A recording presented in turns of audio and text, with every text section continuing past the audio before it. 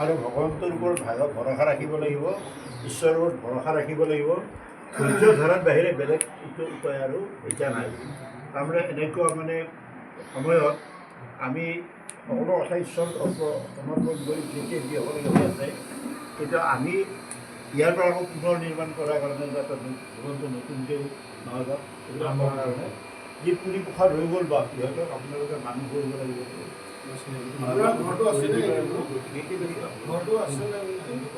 অৱস্থা নাই গৈছেনে এতিয়া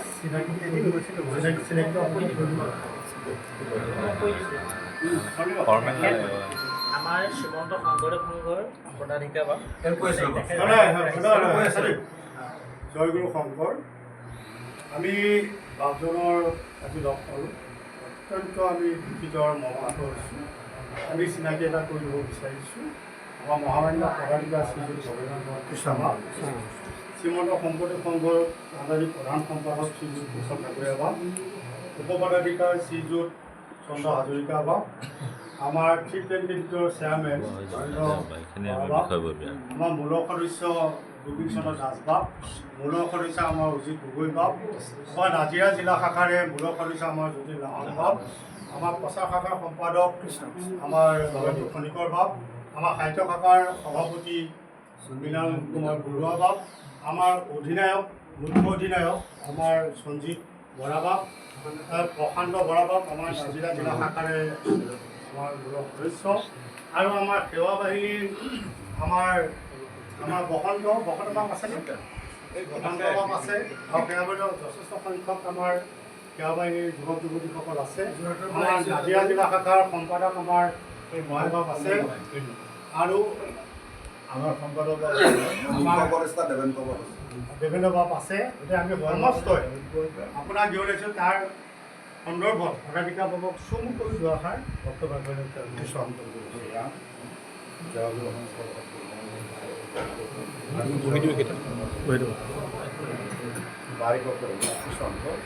আজি আমাৰ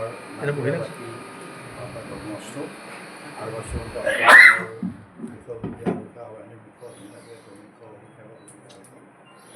এই দুৰ্যোগৰ সময়ত আমি আপোনালোকৰ কাষত অকণমান সহানুভূতি, অকণমান মৰম চেনেহ আৰু আমাৰ সহমৰ্মিতা আমি আপোনাৰ জনাব লাগে।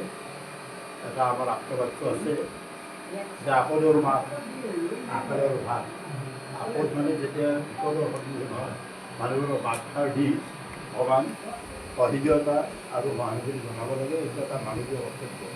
সেই হিচাপে আপোনালোকে এতিয়া জানিছে, ইয়াত যিটো অভূতপূৰ্ব বুলি কওঁ, মই আমাৰ জীৱনৰ 80 বছৰ আমি অতিক্ৰম কৰিছোঁ। এনেকুৱা শুনাও নাছিলোঁ, দেখাও নাছিলোঁ, এনেকুৱা বানপানীৰ কথা কেতিয়াও শুনা নাই। অভূতপূৰ্ব মানে কোনো দিন নোহোৱা ঘটনা, আনপ্ৰেচিডেণ্টেড এনেকুৱা ঘটনা হৈছে। আৰু ইয়াত কিমান মানুহ যে নাইকিয়া হৈ গ'ল হিচাপে এতিয়াও ক'ব নাই, ওলাব নোৱাৰিব। গতিকে যি অৱস্থা হৈছে, আৰু আমাৰ এটা পৰিয়ালৰ যেতিয়া একদম উঠি অহা যুৱক যুৱতীসহ আই মাতৃগৰাকী যেতিয়া নাইকিয়া হৈ যাব, আমাৰ হৃদয়বিলাক কেনেকুৱাকৈ আমি কান্দি উঠিছে, আমিতো কৰিব লগা আমি কৰিব নোৱাৰোঁ। গতিকে এইখিনি সময়ত আপোনাসকলক এটাই আমি বাৰ্তা দিম, শ্ৰীমন্ত শংকৰদেৱ সংঘ আমি সমস্তখিনি ইয়াতে বিভিন্ন ইয়াত নাজিৰা জিলা শাখাই হওক, আমাৰ ওচৰৰ চৰাইদেউ জিলা আছে, অন্যান্য জিলা শাখা যিমানবিলাক আছে, লক্ষ লক্ষ ভকত আছে, সকলোৱে আপোনালোকৰ লগত আমি আছোঁ। আৰু আমি যিদিনাৰ পৰাই এই খবৰটো পাইছোঁ, সেইদিনাৰ পৰা সমস্ত কাৰ্যসূচী আমাৰ প্ৰাথমিকৰ পৰা বিদ্যালয় বাতিল কৰি দি কেৱল আমাৰ যুৱক যুৱতীসকলৰ সেৱা মানি দিয়ে। যুৱক যুৱতীসকলক আপোনাসকলৰ ইয়াত মানে সেৱা কৰ্ম কৰা, উদ্ধাৰ কাৰ্য কৰাৰ কাৰণে যেনেকৈ পাৰে দুৰ্গতসকলক অকণমান মানে আশ্ৰয়স্থলীলৈ দিব, বা অকণমান খাদ্য দ্ৰব্য হওক যিকোনো হয় অকণমান দি পেলাই তেওঁলোকে যাতে কৰে। আৰু সেইধৰণে আজি আমাৰ সেৱক সেৱিকাসকলে আজি 16 দিন হৈছে, 15 দিন ৰাতি একাকাৰ কৰি আমাৰ আজি কিমান কেৱল এটাই যে আমাৰ ওচৰৰ জিলাখনৰ এই যে নহয়, বোকাখাট কওক, গোলাঘাট কওক, বা আমাৰ যোৰহাট কওক, আমাৰ নিজৰ নাজিৰা জিলা, ডিব্ৰুগড়, শিৱসাগৰ, এইবিলাকতো ওচৰতে পৰা জিলা নহয় বা আপোনাৰ হাজোৰ পৰা আছে, ৰঙিয়াৰ পৰা আছে, বাক্সাৰ পৰা আছে, বিভিন্ন জিলাখাৰ পৰা যোৰহাটৰ পৰা আহিছে। আচৰিত কৰিব নহয়, আপোনাৰ আপোনাৰ ঢকুৱাখানা ধেমাজি শিৱসাগৰ থেকে লখিমপুৰ এইবিলাকতো আছেই। গতিকে ভাৱসকল আমাৰ সেৱক সেৱিকাসকলে আৰু বিভিন্ন জিলা শাখাই ইয়াত আহি আমাৰ সহমৰ্মিতা জনাইছে আৰু যিমানখিনি পাৰে প্ৰায় কোটি টকাৰ ঘৰ ওচৰ পাবগৈ এতিয়া ইমানখিনিমান সাহাৰ্য আপোনালোকৰ ইয়াৰ সমগ্ৰ কেৱল আমাৰ সংঘৰ মানুহ বুলি কোৱা ভাৱনা আমাৰ এতিয়া দুৰ্গত মানে সকলো মানৱ সেৱা এইবিলাকে কৰি আছে। আপোনালোকৰ এতিয়া আমাৰ বাপগৰাকীৰ যিটো পৰিয়ালৰ যিটো দুৰ্যোগ হৈছে আমি আপোনাৰ এই যে মোৰ নিজৰে চকু পানী ওলাই যে অলপ কওঁ যেনে খবৰটো পাইছোঁ আৰু সেই ছবিকেইটা দেখি নহয় বিদিশা নাম আছিলে ছোৱালীজনীৰ নাম কেনে উঠি অহা কিমান যুৱতী এগৰাকী তেওঁ জীৱনত কিমান আশা কৰি খেলে আৰু দুগৰাকী যুৱক ডেকা মানুহ আৰু আইগৰাকীও ডেকা ইমানটো বয়সীয় হোৱা নাই।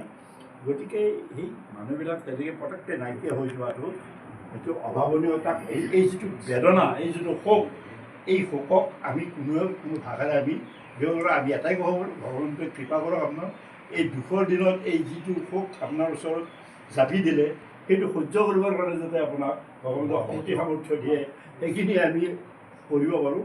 গতিকে আমি আজি আপোনাৰ যি চাৰিগৰাকী এই ধৰণে এটা দুৰ্যোগৰ সন্মুখীন হৈ প্ৰাণ হেৰুৱাব লগা হ'ল এই চাৰিওগৰাকীয়ে আত্মাৰ সদ্গতি কামনা কৰি আজি আমি সকলোৱে মিলি প্ৰাৰ্থনা নিবেদন কৰি আপোনালোকে